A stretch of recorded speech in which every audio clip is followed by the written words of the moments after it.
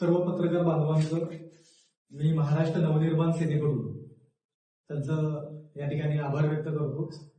आणि आज एका गंभीर विषयाकडे आपण वळतोय, कारण गेली 13 ते 15 दिवस आपल्या या ग्रामीण भागामध्ये श्री संत बाळोमा मंदिर आहे आत्मापूर येथे, आणि या संदर्भात अखंड महाराष्ट्र, गोवा, कर्नाटक, भारत देशामध्ये हे देवस्थान पोचलेलं आहे. भक्तिभावाने या ठिकाणी भाविक येतात. त्याची बदनामी अखंड या देशामध्ये चालवतात. महाराष्ट्रामध्ये अनेक देवस्थानाच्या गैरप्रकाराबाबत अनेक बातम्या ऐकायला मिळतात. यातून जे भाविक भक्त आहेत ते पूर्णपणे नाराज आहेत. भक्तिभावाने आपण ज्या संतांचं दर्शन घेतो अशा ठिकाणी देणगीच्या माध्यमातून अनेक येणाऱ्या मार्गातून जो निधी आहे त्याच्यामध्ये गैरव्यवहार होत असतात. असाच प्रकार संत बाळोमा मंदिर या ठिकाणी घडलेला आहे. आणि हा कथित 60 कोटी रुपयाचा आर्थिक गैरव्यवहार संत बाळोमा मंदिर ट्रस्टच्या वतीने झालेला आहे. आणि यासाठी ही पत्रकार परिषद आयोजित केलेली आहे.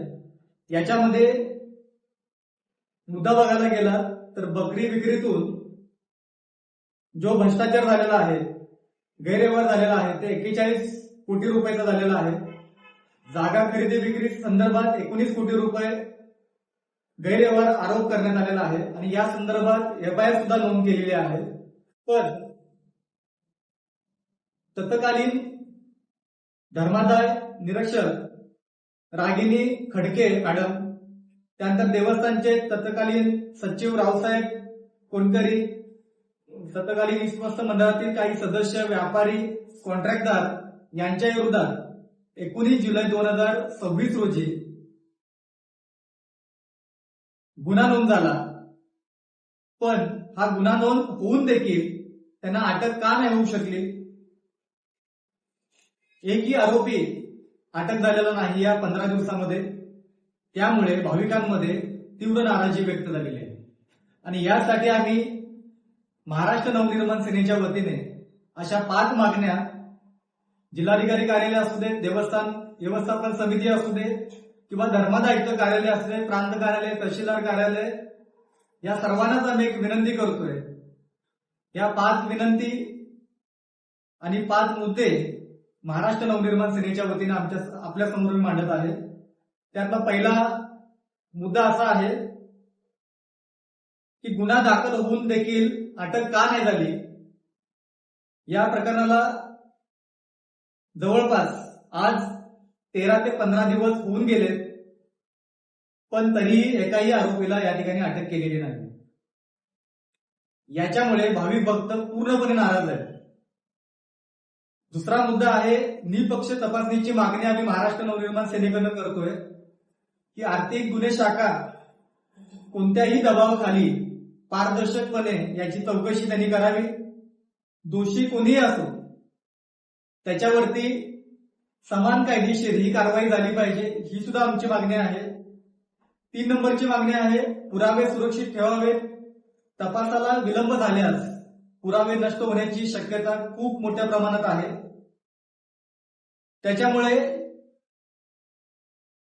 तातडीने आवश्यक ती कारवाई प्रशासनाने, पोलीस प्रशासनाने करावी अशी एक विनंती आम्ही त्यांना करतोय.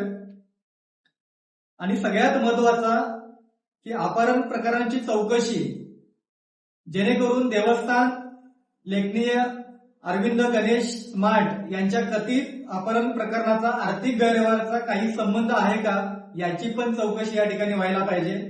कारण कार्याध्यक्ष लक्ष्मण ओडगे विश्वस्त यांच्या विरोधात 27 ऑक्टोबर रोजी बुदरगड तालुक्यामध्ये पोलीस ठाण्यामध्ये गुन्हा दाखल झाला होता, पण याचीही चौकशी किंवा ह्या संबंधाशी त्यांचा काही संबंध आहे का याचीही पण प्रामाणिकपणे चौकशी करणं सुद्धा गरजेचं आहे.